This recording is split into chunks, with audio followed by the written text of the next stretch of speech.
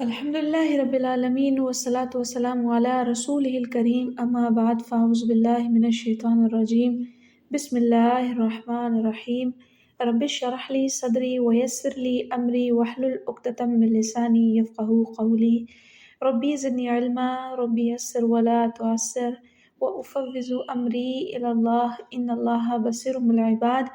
اللہ کے نام سے شروع کرتی ہوں، بڑا مہربان اور پلٹ پلٹ کر رحم فرمانے والا ہے۔ خلاصے تفسیر قرآن پارہ نمبر 11۔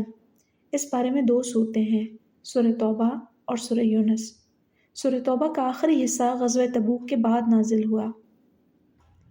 اس میں ان لوگوں کا تذکرہ ہے جو غزوہ تبوک میں شامل نہیں ہوئے۔ جب مسلمان غزوہ تبوک سے مظفر اور منصور ہو کر مدینہ طیبہ واپس آنے لگے تو اللہ تعالیٰ نے انہیں آگاہ کر دیا کہ جب آپ مدینہ آئیں گے تو منافقین آپ کے پاس آئیں گے اور جہاد میں شرکت نہ کرنے کی کئی تعویلیں پیش کریں گے، کیونکہ آپ تو کامران ہو کے جا رہے ہیں اور طرح طرح سے آپ کو اپنے ایمان کی قسمیں دے دے کر یقین دلائیں گے کہ وہ سچے ہیں، وہ اس وجہ سے نہیں گئے، وہ ہیلے کریں گے۔ اب کے بار آپ نے انہیں صاف صاف کہہ دینا ہے کہ ان کے مکر اور فریب کو اللہ تعالیٰ نے چاک کر دیا ہے۔ تمہارا نفاق، تمہارا خبث باطن سب کو مطلع کر دیا اس کو۔ اب تمہاری باتوں میں نہیں آیا جائے گا۔ جو تم نے کیا ہے اس کی حقیقت کا سب کو علم ہو گیا ہے۔ اب تمہارے پاس 2 ہی راستے ہیں۔ پہلا راستہ کہ تم اپنی اصلاح کر لو، اللہ اور اللہ کا رسول تمہارے عملوں کو دیکھے گا۔ اگر اس عمل میں صداقت ہوگی، سچائی ہوگی، تمہارا کردار دیکھا جائے گا، درست ہوگا، تو ہم سمجھ لیں گے کہ غزوہ تبوک میں پیچھے رہ جانا واقعی تمہاری مجبوری تھی۔ اگر تم نے پھر بھی یہی کرتوت رکھے تو اس کا معنی یہی ہے کہ جہاد سے باغی ہو اور تم منافق ہو۔ یہ دوسرا راستہ ہے کہ تم اپنے جو کیا ہوا ہے نا اس کو جھوٹ کے لبادے میں چھوڑ دو۔ یہ تمہارا دوسرا راستہ ہے۔ تو منافقین نے اپنا دوسرا ہی راستہ اختیار کیا تھا۔ وہ جیسے تھے، جو تھے، اپنے کرتوتوں کو چھپانے میں، اپنے آپ پہ پردہ ڈالنے میں، اپنے غلط کام پہ پردہ ڈالنے میں ڈٹے رہے۔ نہ اللہ سے معافی مانگی، نہ اللہ کے حبیب صلی اللہ علیہ وسلم سے معافی مانگی، اور نہ ہی اس کام پہ شرمسار ہوئے۔ منافقین نے ایک کام اور بھی کیا۔ کچھ ایسے لوگ تھے جو محض منافق ہی نہیں تھے، بلکہ وہ مسلمانوں اور اسلام کے خاتمے کے لیے ایک عالمی نیٹ ورک بھی چلا رہے تھے۔ ان کے روم کی عیسائی حکومت سے براہ راست روابط بھی تھے۔ انہوں نے مسلمانوں کے خلاف سازشوں کے لیے مدینہ سے باہر قباء کے علاقے میں ایک مسجد یا ایک یہ کہہ لیں کہ سازشی مرکز قائم کیا، اور رسول اللہ صلی اللہ علیہ وسلم کی خدمت میں حاضر ہو کے عرض کرنے لگے کہ ہمارے گھر مسجد قباء سے کافی دور ہے، بارش وغیرہ میں وہاں جانا ہمارے لیے مشکل ہوتا ہے، ہم اپنے محلے میں ہم نے ایک مسجد بنائی ہے، آپ اس کا افتتاح فرما دیں۔ یہاں رسول اللہ صلی اللہ علیہ وسلم غزوہ تبوک کی تیاریوں میں شدید مشغول تھے۔ آپ نے فرمایا واپس آ کے اس کا افتتاح کر دوں گا۔ اب جب رسول اللہ صلی اللہ علیہ وسلم واپس تشریف لائے تو آپ صلی اللہ علیہ وسلم نے اس مسجد کا افتتاح کرنے سے پہلے ہی اللہ تعالیٰ نے ان سازشی لوگوں کے اس نیٹ ورک کے مقاصد سے بھی اللہ کے نبی صلی اللہ علیہ وسلم کو آگاہ کر دیا۔ فرمایا والذین اتخذوا مسجدا ضرارا وکفرا وتفریقا بین المؤمنین وارصادا لمن حارب اللہ ورسولہ من قبل وليحلفن ان اردنا الا الحسنى واللہ یشہد انہم لکاذبون لا تقم فیہ ابدا۔ یعنی وہ لوگ جنہوں نے مسجد بنائی ہے نقصان پہنچانے کے لیے، کفر کرنے کے لیے، پھوٹ ڈالنے کے لیے مومنوں کے درمیان، اور اسے ایک اپنی کمین گاہ بنا لیا ہے، اس کے لیے جو لڑتا رہا ہے اللہ سے اور اس کے رسول سے اب تک، وہ ضرور قسمیں کھائیں گے کہ انہوں نے صرف بھلائی کا ارادہ کیا ہے، جبکہ اللہ گواہی دیتا ہے کہ وہ صاف صاف جھوٹے ہیں۔ آپ ان کے ساتھ کبھی نہ کھڑے ہوئیے۔ اب انہوں نے مسجد قباء سے آگے محلے میں جا کے اپنی مسجد تعمیر کی تھی، اور جب اللہ نے ان کے ارادوں کو آپ صلی اللہ علیہ وسلم کے سامنے بیان کر دیا تو آپ صلی اللہ علیہ وسلم نے مسلمانوں کو حکم دیا کہ جاؤ اور اس مسجد کو جا کر پیوند خاک کر دو، اس کو آگ لگا دو۔ چنانچہ فرمان نبوی صلی اللہ علیہ وسلم کی تعمیر کی گئی۔ اس کے بعد آتا ہے کہ غزوہ تبوک میں پیچھے رہ جانے والوں میں ایک گروہ سچے اور پکے مسلمانوں کا بھی تھا جو محض سستی کی وجہ سے جہاد میں پیچھے رہ گئے، اور ایسا کرنے پر وہ سخت نادم تھے۔ اب جبکہ غزوہ تبوک میں تمام لوگوں کو شامل ہونے کا حکم دیا تھا، جب اس جنگ میں شرکت کرنا فرض عین ہو جاتا ہے، جس میں تمام لوگوں کو حکم ہو جاتا ہے، کیونکہ یہ اسلام کا اصول ہے کہ جب مسلمانوں کا امیر جن لوگوں کو جنگ پر جانے کا حکم دے، ان پر یہ فرض ہے، وہ سب نکلیں گے اور سب پہ نکلنا فرض عین ہے۔ اب غزوہ تبوک روم سے تھا، نبی کریم صلی اللہ علیہ وسلم نے سب مسلمانوں کو نکلنے کا حکم دیا، اس لیے جو لوگ بلا عذر شامل نہ ہوئے انہیں سزا ملی۔ صحابہ اکرام میں سے 9 لوگ ایسے تھے جو صرف اپنی سستی کی وجہ سے غزوہ تبوک میں شامل نہ ہو سکے، اپنے کام پر جو ان سے ہو گیا، یعنی سستی کی وجہ سے وہ پیچھے رہ گئے، بڑے شرمندہ تھے۔ ان 9 صحابہ میں سے 6 صحابی رسول ایسے تھے جنہوں نے رسول اللہ صلی اللہ علیہ وسلم کی خدمت میں حاضر ہوئے اور معافی کی درخواست کرنے کے بجائے مسجد کے ستونوں سے خود کو باندھ لیا اور کہا ہم اللہ کے مجرم ہیں، اگر وہ معاف کرے گا تو ہمیں آزاد کر دیں، ورنہ ہم اسی جگہ ستونوں سے بندھے بندھے بھوکے پیاسے مر جائیں گے۔ جب آپ صلی اللہ علیہ وسلم کو اس بات کی خبر ہوئی تو فرمایا انہوں نے بڑی جلد بازی سے کام لیا، میرے پاس آتے معافی کی درخواست کرتے تو میں انہیں اللہ سے معافی لے کر دیتا۔ اب چونکہ انہوں نے خود کو اللہ کے حوالے کر دیا ہے، اس لیے اب ان کا فیصلہ اللہ ہی فرمائے گا۔ کچھ دنوں کے بعد اللہ تعالیٰ نے ان کی توبہ قبول کی اور ان کو ستونوں سے کھول دیا گیا۔ اور اس میں 3 صحابہ ایسے ہیں جنہوں نے اپنے گناہوں کا اقرار بھی کیا، لیکن انہوں نے اپنے آپ کو ستونوں سے نہیں باندھا تھا۔ ان 3 صحابہ میں آتے ہیں کعب بن مالک،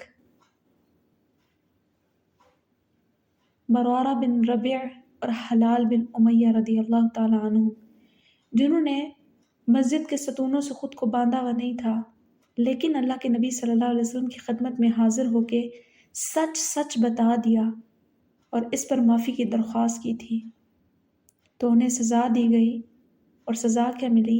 ان میں سے ایک کعب بن مالک بھی ہیں، اور یہ کعب بن مالک خود حدیث شریف صحیح بخاری میں یہ عرض کرتے ہیں، روایت کرتے ہیں، جو میں آپ کے سامنے تفصیل سے اس واقعے کو بیان کرنے جا رہی ہوں۔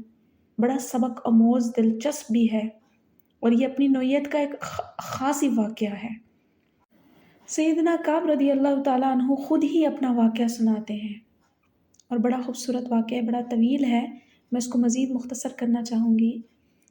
کہتے ہیں کہ جب رسول اللہ صلی اللہ علیہ وسلم غزوہ تبوک کی تیاری فرما رہے تھے اور آپ نے اس بار صحابہ اکرام کو بہت کشادہ کر کے، مکمل طور پہ ظاہر کر کے سارا معاملہ صاف صاف بتایا تھا کہ کہاں جنگ ہے، کس کے ساتھ جنگ ہے، جنگ کی تیاری میں کیا کیا سفر میں مسئلہ پیش آ سکتا ہے، تو ہر صحابی رسول جو تھا وہ تیاری میں آگے آگے تھا، اور رسول اللہ صلی اللہ علیہ وسلم کے ساتھ کثیر تعداد میں صحابہ تھے۔ اور حضرت کعب کہتے ہیں کہ میرے پاس اس وقت میں 2 اونٹنیاں تھیں ایک ساتھ، اور میں بڑا خوشحال اور طاقتور تھا۔ فرمایا کہ جب یہ موسم جو تھا، یہ پھل پکے ہوئے تھے، ہر طرف سایہ تھا، جب مسلمان نکل رہے تھے یہاں سے، رخت سفر باندھ رہے تھے رسول اللہ صلی اللہ علیہ وسلم کے ساتھ جنگ کا، تو میری کیفیت یہ تھی کہ میں صبح اس ارادے سے نکلتا کہ میں بھی باقی مسلمانوں کے ساتھ مل کر تیاری کروں گا، لیکن جب شام کو واپس آتا تو کوئی فیصلہ نہ کر سکا ہوتا۔ پھر اپنے دل کو یہ تسلی دے دیتا کہ میں تیاری مکمل کرنے پر پوری طرح قادر ہوں، میں جلدی سے ان کے ساتھ مل جاؤں گا جا کے۔ لیکن ہوا کیا؟ ہوا یہ کہ مسلمان تیاری کر کے نکل گیا آپ صلی اللہ علیہ وسلم کے ساتھ، لیکن میری روزانہ یہی کیفیت رہتی آپ صلی اللہ علیہ وسلم کی روانگی کے 1 یا 2 دن بعد پھر میں نے کہا میں ان سے بعد میں تیاری کر کے ان سے جا کے بعد میں مل لوں گا، لیکن وہ روانہ ہو گئے، وہ چلے گئے، اور میں اسی خیال سے مسلسل دیر کرتے کرتے یہاں تک پہنچ آیا کہ مجھے یہ خیال تھا کہ اگر میں ان سے اب جا کر ملوں بھی تو میں ان سے جا کر اس صورت میں شاید نہ مل سکوں گا کہ وہ میرے سے بہت آگے نکل گئے ہیں، میری سعادت میرے مقدر میں تھی ہی نہیں۔ رسول اللہ صلی اللہ علیہ وسلم کے جانے کے بعد میری یہ حالت یہ تھی کہ جب میں باہر نکلتا تو میں دیکھ رہا تھا کہ مدینے کے اندر مجھے صرف وہ لوگ نظر آتے تھے کہ جن کے اوپر نفاق کا الزام تھا، کمزور تھے، بچے تھے یا معذور تھے، اور مجھے ان میں نکل کے بڑی شرمندگی محسوس ہوتی تھی کہ میں حالت ایمان میں بھی ہوں، مال کی حالت میں بھی ٹھیک ہوں، معاشی طور پہ بھی ٹھیک ہوں، اور پھر بھی میں اللہ کے نبی کے ساتھ نہیں جا سکا کیونکہ میری سستی نے مجھے یہاں تک پہنچا دیا تھا۔ ادھر رسول اللہ صلی اللہ علیہ وسلم نے راستے میں مجھے کہیں یاد نہ کیا۔ جب تبوک پہنچے اور ایک موقع پر لوگوں کے ساتھ تشریف فرما تھے تو آپ نے فرمایا کعب نے کیا کیا ہے؟ بنو سلمہ کے ایک شخص نے کہا اللہ کے رسول صلی اللہ علیہ وسلم، اسے صحت اور خوشحالی کی چادروں نے روک رکھا ہے، وہ اپنی ان چادروں کے کناروں کو دیکھنے میں مشغول ہوگا۔ یہ سن کر معاذ بن جبل نے کہا کہ تم نے بہت بری بات کہی ہے۔ اللہ کے رسول صلی اللہ علیہ وسلم، اللہ کی قسم ہم نے کعب کے اندر تو بہت ساری بھلائیاں دیکھی ہیں، کعب اگر کسی وجہ سے ابھی نہیں پہنچ سکا ہے یا نہیں آیا تو اس کے پیچھے کوئی وجہ ہوگی۔ یہ گفتگو سن کر رسول اللہ صلی اللہ علیہ وسلم خاموش ہو گئے۔ جب آپ صلی اللہ علیہ وسلم کے واپس آنے کا معلوم ہوا تو میرے دل میں عجیب قسم کے خیالات آنے لگ گئے۔ پہلا خیال یہ آیا کہ میں کوئی جھوٹ بول کر آپ صلی اللہ علیہ وسلم کی ناراضگی سے بچ جاؤں، لیکن جیسے جیسے وقت آپ کے مدینہ تشریف لانے کا قریب آتا گیا میرے دل میں یہ خیال آیا کہ میں آپ سے سچ بولوں گا۔ آپ صلی اللہ علیہ وسلم کا یہ دستور تھا کہ جب آپ واپس تشریف لاتے سفر سے تو سب سے پہلے مسجد میں جا کے 2 رکعت نفل نماز ادا کرتے، پھر لوگوں سے ملاقات کے لیے تشریف فرما ہوتے۔ چنانچہ جب آپ صلی اللہ علیہ وسلم نماز سے فارغ ہونے کے بعد ملاقات کے لیے بیٹھے تو پیچھے رہ جانے والوں نے آنا شروع کیا اور قسمیں اٹھا اٹھا کر آپ کے سامنے طرح طرح کے عذر پیش کرنے لگے۔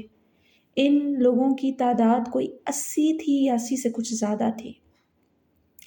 رسول اللہ صلی اللہ علیہ وسلم نے ان کے بیان کردہ عذر قبول کر لیے، ان سے بیعت لی اور ان کے لیے مغفرت کی دعا فرمائی اور ان کی نیتوں کو اللہ کے حوالے کر دیا۔ میں آپ صلی اللہ علیہ وسلم کی پھر خدمت میں حاضر ہوا۔ میں نے جب آپ صلی اللہ علیہ وسلم کو سلام کیا تو آپ مسکرائے، لیکن ایسی مسکراہٹ تھی جس میں غصے کی آمیزش تھی۔ پھر آپ نے فرمایا ادھر آؤ۔ میں آگے بڑھا اور آپ کے سامنے جا کر بیٹھ گیا۔ آپ نے فرمایا تم پیچھے کیوں تھے؟ تم پیچھے کیوں رہ گئے؟ تم نے تو سواری خرید لی تھی۔ میں نے عرض کیا بجا ارشاد، اللہ کی قسم میں اگر آپ کے علاوہ کسی اور دنیاوی شخصیت کے سامنے ہوتا تو ضرور اس ٹائم بہانے، جھوٹ، عذر گھڑ کے آپ کے غصے سے بچ جاتا، لیکن اللہ کی قسم مجھے یقین ہے کہ اگر آج میں آپ کے سامنے جھوٹ بول کر آپ کو راضی کر بھی لوں تو اللہ تو آپ کو حقیقت حال سے آگاہ کر دے گا اور اس ٹائم پھر آپ مجھ سے ناراض ہو جائیں گے۔ میں آپ کی ناراضگی کے ڈر سے ساری بات سچ سچ آپ کو بتا دیتا ہوں۔ فرمایا واقعہ یہ ہے کہ مجھے کوئی معذوری نہیں تھی، حقیقت یہ ہے اللہ کی قسم یا رسول اللہ میں اتنا خوشحال کبھی نہیں تھا جتنا اس موقع پر تھا جس میں آپ صلی اللہ علیہ وسلم کے ساتھ میں اس غزوہ تبوک میں جانے سے رہ گیا۔ میری یہ گفتگو سن کے رسول اللہ صلی اللہ علیہ وسلم نے فرمایا اس شخص نے صحیح بات بتائی ہے۔ فرمایا جاؤ اور انتظار کرو یہاں تک کہ اللہ تمہارے معاملے میں تمہارے بارے میں کوئی فیصلہ فرما دے۔ میں اٹھ گیا، جب جانے لگا تو بنو سلمہ کے کچھ لوگ میرے ارد گرد اکٹھے ہو گئے اور میرے پیچھے چلنے لگے اور انہوں نے کہا اللہ کی قسم ہمارے علم میں نہیں ہے کہ تم نے اس سے پہلے کبھی کوئی گناہ کیا ہو رسول اللہ صلی اللہ علیہ وسلم کی خدمت میں عذر پیش کرنے سے تم بچے کیوں ہو؟ جو پیچھے رہ گئے تھے ان میں سے تو بہت ساروں نے جا کے عذر پیش کر لیے ہیں، تو تم بھی واپس جاؤ اور رسول اللہ صلی اللہ علیہ وسلم سے اپنے لیے استغفار کہلوا لو، یہ تمہارے لیے کافی ہوگا۔ تو حضرت کعب کہتے ہیں کہ ایک لمحے کو مجھے یہ خیال آیا کہ میں واپس جاتا ہوں اور میں آپ صلی اللہ علیہ وسلم سے اپنا کوئی جھوٹا سا عذر واپس پیش کر لیتا ہوں، لیکن پھر میں رک گیا، اور میں رکا کس بات پہ کہ مجھے وہاں پہ سننے کو ملا کہ میرے علاوہ 2 اور بھی آدمی ایسے ہیں جن کا معاملہ اللہ کے نبی صلی اللہ علیہ وسلم نے اللہ کے حوالے کر دیا ہے، یعنی ہم 3 کل بندے بن گئے، ایک مرارہ بن ربی اور دوسرے حلال بن امیہ۔ کہتے ہیں کہ جب انہوں نے میرے سامنے 2 نیک آدمیوں کے نام لیے جو غزوہ بدر میں پہلے بدری صحابہ ہیں یہ، تو میں یہ سن کے وہیں پہ کھڑا رہا اور میں آگے چل کے واپس جا کے کچھ جھوٹ بات نہ کر سکا۔ بس ہماری سزا یہ تھی کہ اللہ کے رسول صلی اللہ علیہ وسلم نے ہم 3 صحابیوں سے بات چیت کرنے سے لوگوں کو منع کر دیا۔ لوگ ہم سے دور دور رہتے تھے اور ہم سے لوگ اتنے بدل گئے کہ محسوس ہونے لگا کوئی اجنبی ہیں یا ہم کسی اجنبیوں کی زمین میں ہیں۔ 50 دن اسی حالت میں گزر گئے، ہم اپنے گھروں میں رہتے، روتے، اور رو رو کے ہم شرمندہ تھے اور رو رہے تھے۔ جب نماز کے لیے جاتے ہیں تو آپ صلی اللہ علیہ وسلم کو میں کئی بار سلام کرتا اور میں اس چیز کا خیال کرتا کہ آپ نے اپنے لب مبارک کو میرے سلام کے جواب میں ہلایا ہے، میں یہ دیکھتا رہتا، یہاں تک کہ جب میں آپ کی نماز میں آپ سے قریب پڑھتا اور کن اکھیوں سے آپ صلی اللہ علیہ وسلم کی طرف دیکھتا، جب میں نماز کی طرف متوجہ ہوتا تو آپ میری طرف دیکھتے، اور جب میں آپ کی طرف توجہ کرتا تو آپ دوسری طرف دیکھنے لگتے۔ یہ اتنی ناقابل برداشت بات ہو گئی کہ میرے دل میں یہ تکلیف بڑھتی ہی چلی گئی کہ اللہ کے نبی کا مجھ سے بات نہ کرنا، لوگوں کا مجھ سے بات نہ کرنا، اپنی یہ زمین تنگ ہو گئی، اس قدر تنگ ہو گئی کہ میں نے اپنے ایک چچا کے بیٹے بھائی سے جو مجھے بڑا محبوب دوست تھا، میں نے اس سے بھی سلام کیا اور اس کو اللہ کی قسم دے کے کہا، تو انہوں نے میرے کسی سلام کا جواب نہیں دیا۔ میں نے ان سے کہا بھی کہ ابو قتادہ، تمہیں اللہ کی قسم دے کے پوچھتا ہوں، کیا تم مجھے اللہ اور اس کے رسول کا دوست جانتے ہو؟ پھر وہ خاموش رہے۔ میں نے کئی بار یہ سوال کیا، وہ خاموش رہے۔ میں واپس آ گیا۔ ایک دن میں مدینے کے بازار سے گزر رہا تھا، میں نے دیکھا کہ شام کے علاقے سے ایک آدمی آیا ہے غلہ دینے، لوگوں سے میرے بارے میں پوچھ رہا تھا۔ لوگوں نے میری طرف بلا کے اس کو بھیجا، وہ میری طرف آ گیا۔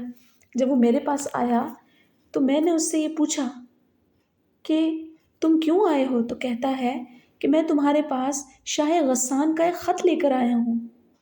اور اس خط میں اس نے کیا لکھا تھا؟ اس خط میں اس نے لکھا تھا کہ تمہارے پہ بڑی زیادتی ہو گئی ہے، اگر تم چاہو تو تم ہمارے پاس آ جاؤ، ہم تو تمہیں بڑے شان اور شوکت سے رکھیں گے۔ میں سمجھ گیا کہ یہ خط بھی میرے لیے ایک امتحان ہے۔ وہ خط لے کے میں تندور کی طرف گیا اور اس کو نظر آتش کر دیا۔ پھر جب 50 دنوں میں سے 40 راتیں گزر گئیں تو میرے پاس رسول اللہ صلی اللہ علیہ وسلم کا قاصد آیا اور کہنے لگا، رسول اللہ صلی اللہ علیہ وسلم نے اب تمہیں حکم یہ بھی دیا ہے کہ تم اپنی رفیق حیات سے کنارہ کش ہو جاؤ۔ میں نے کہا کیا اسے طلاق دے دوں؟ کہا نہیں، بس تم اس سے کنارہ کش ہو جاؤ، اس کے قریب نہیں جانا۔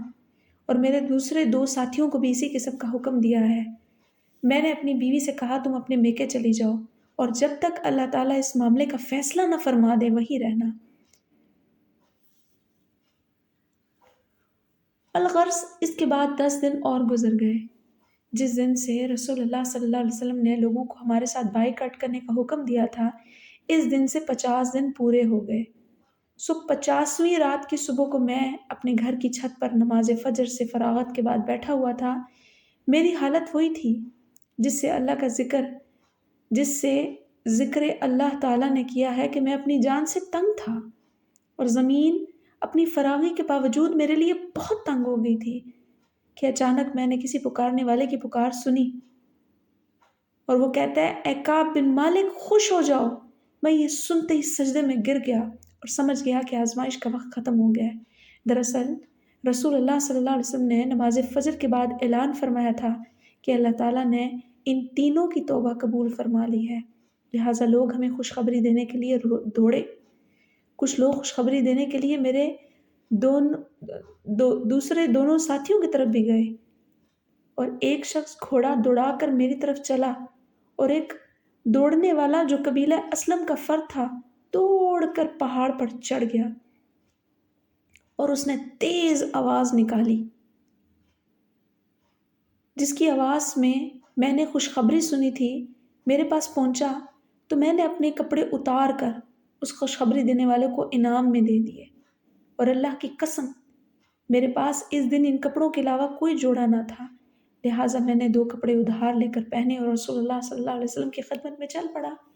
لوگ گروہ در گروہ مجھ سے ملتے اور توبہ قبول ہونے کی مبارکباد دیتے ہوئے کہتے تم کو مبارک ہو، اللہ نے تمہاری توبہ قبول فرما لی اور تمہیں معاف کر دیا۔ کعب رضی اللہ تعالیٰ عنہ بیان کرتے ہیں کہ جب میں مسجد میں پہنچا تو رسول اللہ صلی اللہ علیہ وسلم تشریف فرما تھے اور لوگ آپ کے ارد گرد بیٹھے ہوئے تھے۔ مجھے دیکھتے ہی طلحہ بن عبید اللہ رضی اللہ تعالیٰ عنہ دوڑتے ہوئے آئے اور انہوں نے مصافحہ کیا اور مجھے مبارکباد دی۔ کہتے ہیں اللہ کی قسم مہاجرین میں سے ان کے علاوہ کوئی شخص میری طرف اٹھ کے نہیں آیا۔ طلحہ رضی اللہ تعالیٰ عنہ کے اس سلوک کو میں کبھی نہیں بھولا۔ پھر حضرت کعب رضی اللہ تعالیٰ عنہ کا بیان ہے کہ میں نے رسول اللہ صلی اللہ علیہ وسلم کو سلام کیا تو آپ نے خوشی سے دمکتے ہوئے چہرے کے ساتھ فرمایا تمہیں آج کا دن مبارک ہو، یہ دن ان تمام دنوں میں سے سب سے بہتر ہے جو تمہاری پیدائش کے بعد سے آج تک تم پر گزرے ہیں۔ میں نے عرض کی اللہ کے رسول صلی اللہ علیہ وسلم یہ معافی آپ کی طرف سے ہے یا اللہ کی طرف سے؟ آپ نے فرمایا یہ معافی اللہ کی طرف سے ہے۔ رسول اللہ صلی اللہ علیہ وسلم جس وقت خوش ہوتے تھے تو آپ کا چہرہ مبارک اس طرح دمک اٹھتا جیسے وہ چاند کا ٹکڑا ہو، اور ہم اس چہرے کو دیکھ کر جان لیا کرتے تھے کہ آپ کس قدر خوش ہیں۔ الغرض جب میں آپ کے سامنے بیٹھا تو آپ نے عرض کی اللہ کے رسول صلی اللہ علیہ وسلم میں اس توبہ کی خوشی میں چاہتا ہوں کہ اپنا سارا مال اللہ اور اللہ کے رسول کو بطور صدقہ کر دوں۔ آپ نے فرمایا سب نہیں، اپنا کچھ مال اپنے پاس بھی رکھو کیونکہ ایسا کرنا تمہارے لیے بہتر ہوگا۔ میں نے عرض کی اچھا میں اپنا وہ حصہ جو خیبر میں ہے اپنے پاس رکھ لیتا ہوں۔ پھر میں نے عرض کی اللہ کے رسول صلی اللہ علیہ وسلم چونکہ اللہ تعالیٰ نے مجھے صرف سچ بولنے کی برکت سے نجات دی ہے، اس لیے میں اپنی توبہ کی قبولیت کی خوشی میں یہ وعدہ کرتا ہوں آپ کے سامنے کہ جب تک زندہ رہوں گا ہمیشہ سچ بات کہوں گا۔ چنانچہ اللہ کی قسم میرے علم میں ایسا کوئی مسلمان نہیں جسے سچ بولنے کی وجہ سے اللہ تعالیٰ نے اتنے خوبصورت انداز میں نوازا ہو جس قدر حسین اور خوبصورت انداز میں اس نے مجھے نوازا ہے۔ جس دن سے میں نے رسول اللہ صلی اللہ علیہ وسلم کے روبرو یہ عہد کیا تھا، میں نے جس دن رسول اللہ صلی اللہ علیہ وسلم سے یہ بات کہی اس دن سے آج تک کبھی قصدن بھی جھوٹ نہیں بولا، اور مجھے توقع ہے کہ اللہ تعالیٰ باقی ماندہ زندگی بھی مجھے جھوٹ سے محفوظ رکھے۔ اس موقع پر اللہ تعالیٰ نے اپنے رسول صلی اللہ علیہ وسلم پر یہ آیت نازل فرمائی تھی۔ ان تین صحابہ کی جو توبہ قبول ہوئی ان کو اس سے اللہ تعالیٰ نے خلاصی دی، جو ان کو سزا ملی ہوئی تھی۔ وہ آیات کیا ہیں؟ وَعَلَى الثَّلَاثَةِ الَّذِينَ خُلِّفُوا عَلَىٰ حَتَّىٰ إِذَا ضَاقَتْ عَلَيْهِمُ الْأَرْضُ بِمَا رَحُبَتْ وَضَاقَتْ عَلَيْهِمْ أَنفُسُهُمْ وَظَنُّوا أَن لَّا مَلْجَأَ مِنَ اللَّهِ إِلَّا إِلَيْهِ ثُمَّ تَابَ عَلَيْهِمْ لِيَتُوبُوا إِنَّ اللَّهَ هُوَ التَّوَّابُ الرَّحِيمُ۔ اور ان تینوں پر بھی جو روکے گئے تھے یہاں تک کہ جب زمین ان پر تنگ ہو گئی باوجود اس کے کہ فراخ تھی، اور ان پر ان کی جانیں تنگ ہو گئی، اور انہوں نے یقین کر لیا کہ بے شک اللہ سے اللہ کے علاوہ کوئی پناہ کی جگہ نہیں ہے۔ پھر ہم نے ان پر مہربانی کے ساتھ توجہ فرمائی تاکہ وہ توبہ کریں۔ یقیناً اللہ ہی ہے جو بہت توبہ قبول کرنے والا، نہایت رحم فرمانے والا ہے۔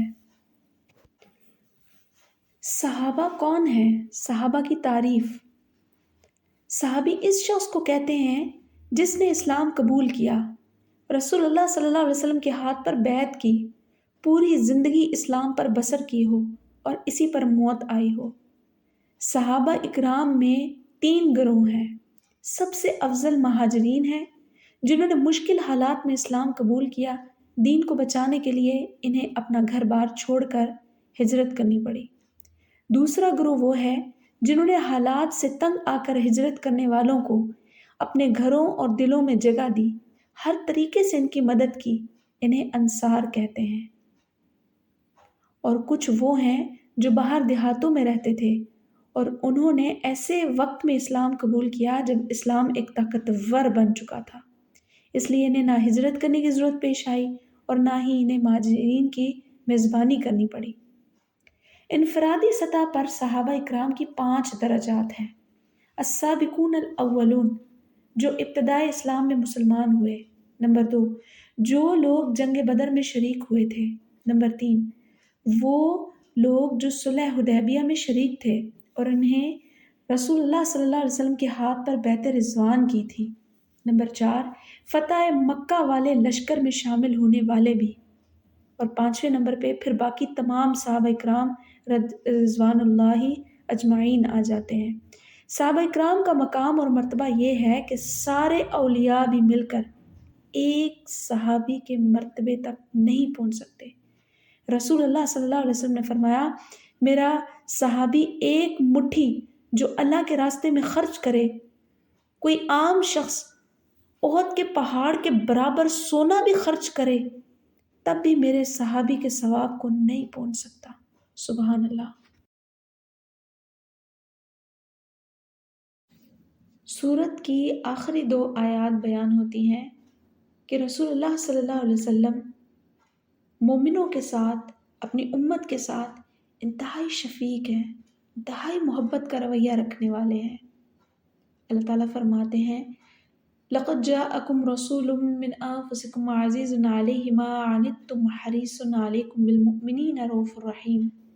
بلا شبہ تمہارے پاس ایک ایسا رسول آیا جس پر بہت شوق ہے کہ تم مشقت میں پڑو، وہ تم پر ایمان کے لیے بہت حریص ہے، مومنوں پر شفقت کرنے والے اور نہایت مہربان ہے۔ حقیقت یہ ہے کہ نبی کریم صلی اللہ علیہ وسلم کی زندگی کا ایک ایک لمحہ، ایک ایک عمل اس بات کی گواہی دیتا ہے کہ آپ صلی اللہ علیہ وسلم اللہ کا پیغام اس کے بندوں تک پہنچانے کے لیے کس قدر حریص ہیں، کس قدر آپ صلی اللہ علیہ وسلم کی کاوشیں ہیں۔ آپ نے ہر طرح کی مشکلیں برداشت کی، تکالیف اٹھائیں جس کا کوئی تصور نہیں کر سکتا، اس لیے کہ انسانوں کو جہنم سے بچائیں اور جنت میں داخلہ کروا دیں۔ اس سورت کی آخری آیت ہے، فَإِن تَوَلَّوْا فَقُلْ حَسْبِيَ اللَّهُ لَا إِلَٰهَ إِلَّا هُوَ عَلَيْهِ تَوَكَّلْتُ وَهُوَ رَبُّ الْعَرْشِ الْعَظِيمِ۔ جو شخص اس کو صبح 7 مرتبہ پڑھ لے، اللہ تعالیٰ کی مدد پورا دن اس کے ساتھ رہتی ہے۔ حدیث شریف میں آتا ہے، اور جو شام کو یہ پڑھ لے 7 مرتبہ، صبح تک اللہ تعالیٰ کی مدد اس کے ساتھ شامل حال رہتی ہے۔ اس کے ساتھ ہی ہم سورہ یونس کا آغاز کرتے ہیں۔ سورہ یونس رسول اللہ صلی اللہ علیہ وسلم پر قیام مکہ کے آخری دور میں نازل ہوئی۔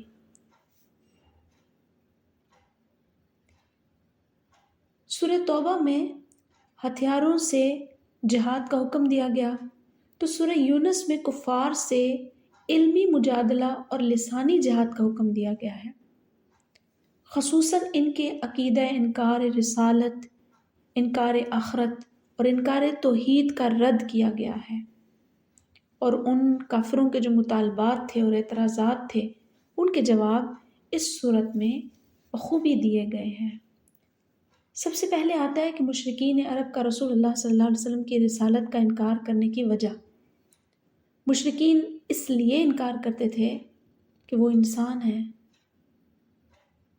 تو وہ قرآن کو اور آپ صلی اللہ علیہ وسلم کے ایک بشر کی صورت میں قرآن وہی بھیجے جانے پر، لوگوں کو ڈرانے کا، بشارت سنانے پر، خوشخبریاں دینے پر، وہ کہتے تھے کہ یہ قرآن کا سنانا تو بڑا عجیب اور کھلا سا جادو ہے۔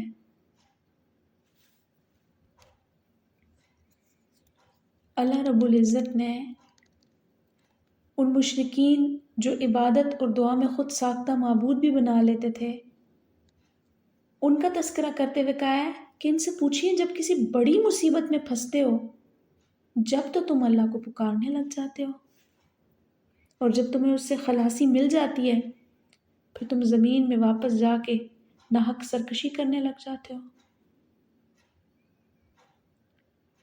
اور دنیا کی مثال تو دیکھو، ایسی ہے کہ جیسے آسمانوں سے اللہ پانی برسائے اور خوب زمین پھلے پھلے مزین ہو جائے، آرائش ہو جائے، لوگ بھی کھائیں، چھپائے بھی کھائیں، پھر ان کو ایسا لگتا ہے کہ ہمارا یہ سب کچھ تو ہماری وجہ سے ہے، ہماری قدرت میں آ گئے، اور اللہ ان کے اوپر ایک ایسی عذاب بھیجے، وہ پھر ایسی بن جاتی ہے جیسے وہ کل کو یہاں پہ تھی ہی نہیں۔ اللہ کہتے ہیں میں ان آیات کو بڑے کھول کے واضح بیان کرتا ہوں، تم میں سے کوئی سوچنے والا ہے؟ جو فاجر ہوتے ہیں، نافرمان ہیں، وہ بڑے ناشکر اور متکبر ہیں۔ اگلا پوائنٹ اسی چیز کا ہے۔ اللہ تعالیٰ نے فرمایا لوگ اپنی سرداری کے تکبر اور گھمنڈ میں پڑے ہوئے ہیں، یہ اللہ کو تبھی پکارتے ہیں جب کسی بڑی مصیبت میں گرفتار ہوتے ہیں، مصیبت ختم اور یہ فوراً اللہ کو بھول جاتے ہیں۔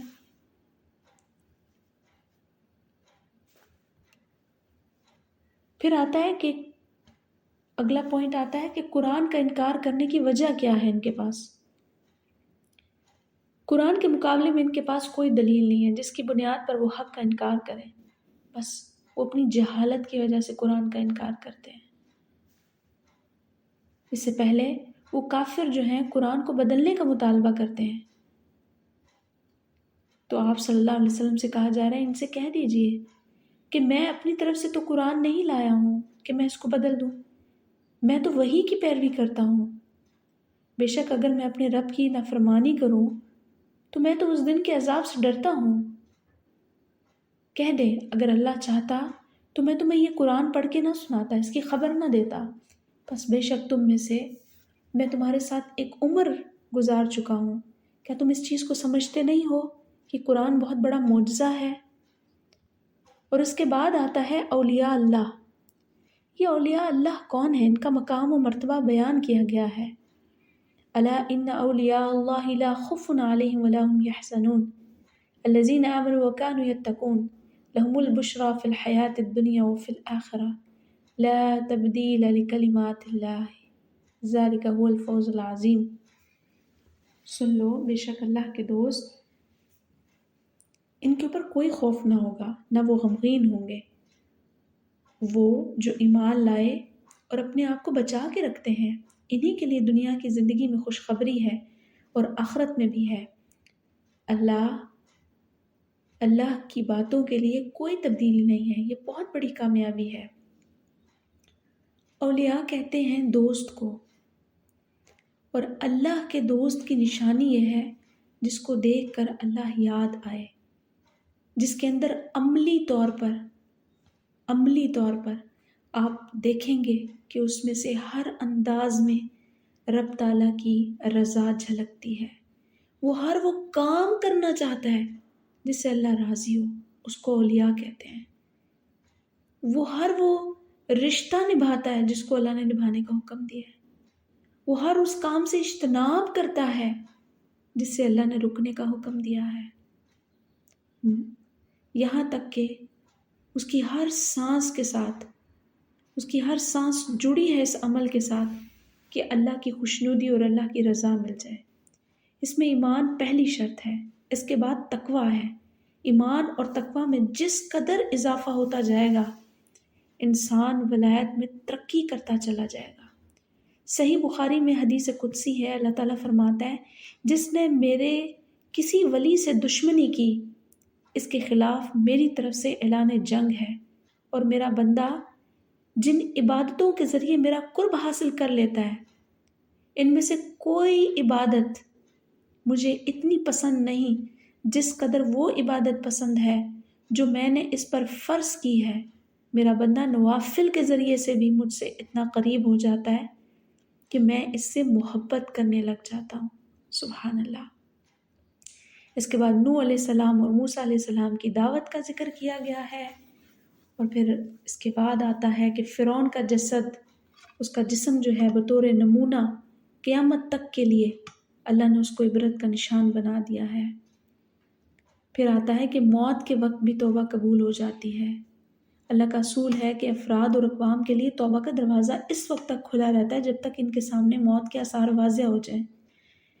سیدنا یونس علیہ السلام کی قوم کا تذکرہ کیا ہے۔ انہوں نے اپنے نبی کی دعوت کو جھٹلایا، یہاں تک کہ انہیں عذاب کی دھمکی ملی۔ 3 دن کا ان کے پاس الٹیمیٹم تھا، پھر بھی نہ مانے۔ جب وہ ماننے کو تیار نہ ہوئے، بالآخر جب ان کے سامنے عذاب کے آثار شروع ہوئے تب انہیں یقین آ گیا کہ وہ نبی اللہ تو سچا ہے۔ وہ پوری کی پوری قوم اللہ کے سامنے سجدے میں سجدہ ریز ہو گئی۔ ان کی توبہ اس قدر شاندار تھی کہ اللہ تعالیٰ نے آیا ہوا عذاب ٹال دیا۔ آخر میں آتا ہے کہ شرک کی ممانعت اور توحید کی دعوت دی گئی ہے۔